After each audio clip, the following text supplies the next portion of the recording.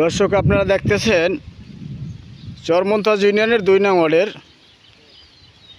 নলুয়া থেকে শুরু করে যে খালটি আবু মিয়ার শুলি সংলগ্ন সেই খালে একটি কালভার্ট ছিল রাস্তায়।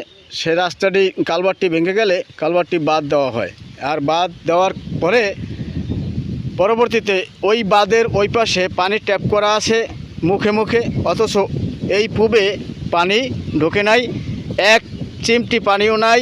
অত্র এলাকার সব খালের তলা পর্যন্ত ফেটে গেছে। এলাকার মানুষের দাবি অতি তাড়াতাড়ি পানির ব্যবস্থা করা হোক। এলাকার কোনো হাঁস মুরগি হাগামুতা করায় এবং এমনকি টিউবওয়েল নাই, পুষ্কুনি নাই যাদের বাড়িতে, তাদের বাড়িতে এমনকি লজ্জার কারণে হয়তো বা ফরজ গোসলও হয় না।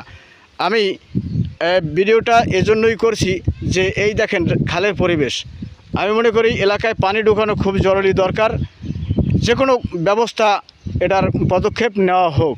এখানে অনেক মুরব্বীরা আছে, আপনারা কি বলেন? পানির এখানে খুব দরকার না?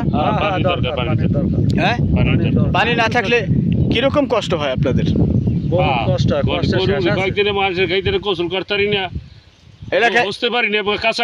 এলাকায় সবার বাড়িতে পুকুর আছে না? সবার বাড়িতে টিউবওয়েল আছে না? পুকুর যাওয়া আছে, পুকুর কি পানি আছে? এলাকার মানুষের পানি নাই, মাছ মরে গেছে।